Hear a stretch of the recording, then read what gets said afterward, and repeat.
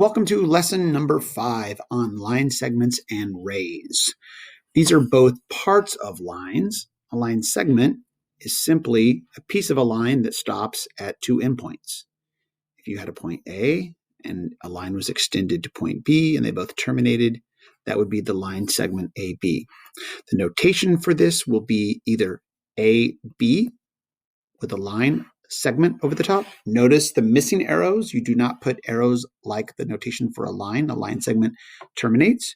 Or you could put line segment BA. Either order would work. Another attribute that comes up with line segments is since they terminate, we have lengths.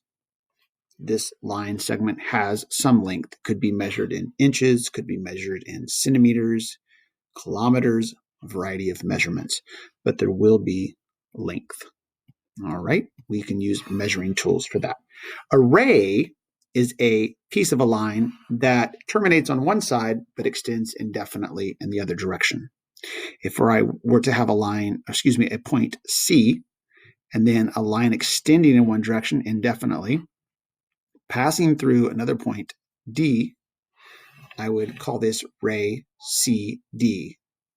In this particular case, it is important to get the order correct. The correct notation for a ray is to begin at the point C, so we'd put C first, and then the ray extends through the point D, we would put D second, and then we would put a line segment with an arrow at one end, or a ray notation.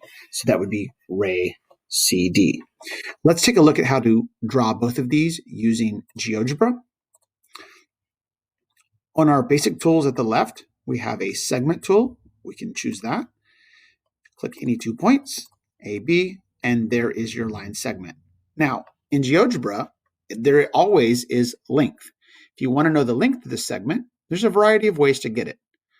One way to get it is right-click on the object, go to the settings, and then you can show, by the way, notice it's given it a name. It's calling it F segment. AB has a name F. You can also show the label. Notice I chose that. Right now it's just, you'll see that it's now calling it F. If you want to know its length, you go to value and it tells you 5.3. Maybe thinking 5.3 what? Well, it's unitless here on GeoGebra.